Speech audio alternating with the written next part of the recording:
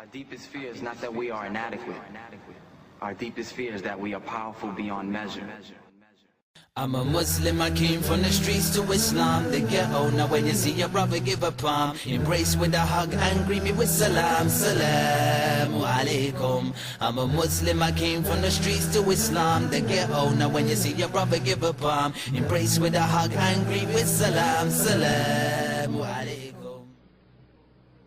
First, what is a revolution?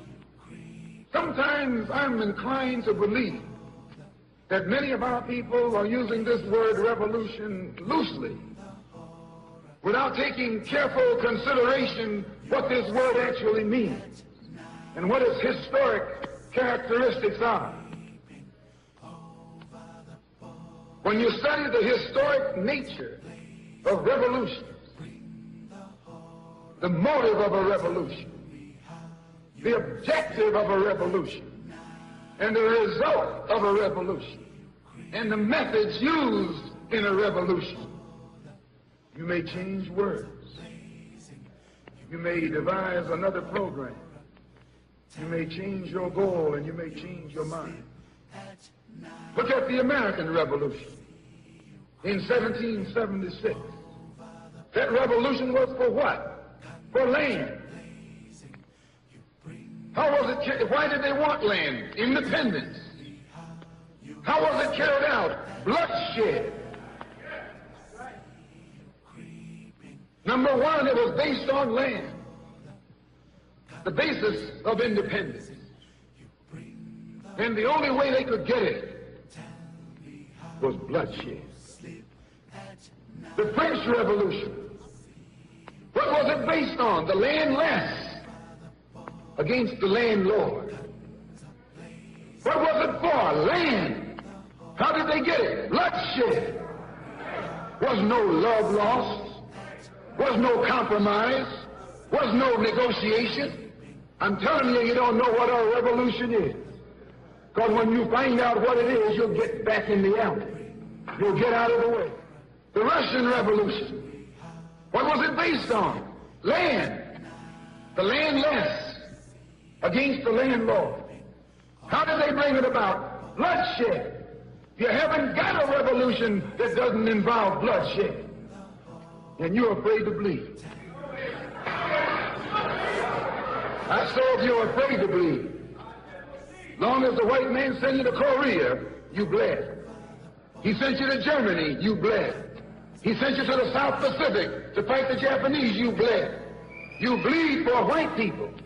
But when it comes time to seeing your own churches being bombed and little black girls murdered, you haven't got no blood.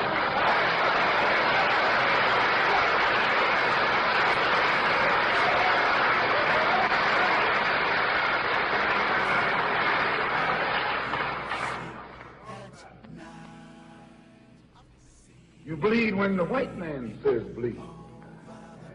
You bite when the white man says bite. And you bark when the white man says bark.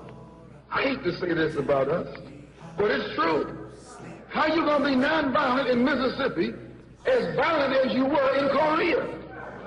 How can you justify being nonviolent in Mississippi and Alabama when your churches are being bombed and your little girls are being murdered, and at the same time you're going to get violent with Hitler and Tojo and somebody else that you don't even know? If violence is wrong in America, violence is wrong abroad. If it's wrong to be violent, defending black women and black children and black babies and black men, then it's wrong for America to draft us and make us violent abroad in defense of her. And if it is right for America to draft us and teach us how to be violent in defense of her, then it is right for you and me to do whatever is necessary to defend our own people right here in this country.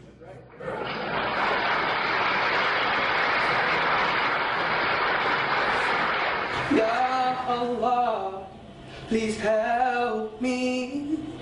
Ya Allah, please guide me. Ya Allah, bestow your mercy upon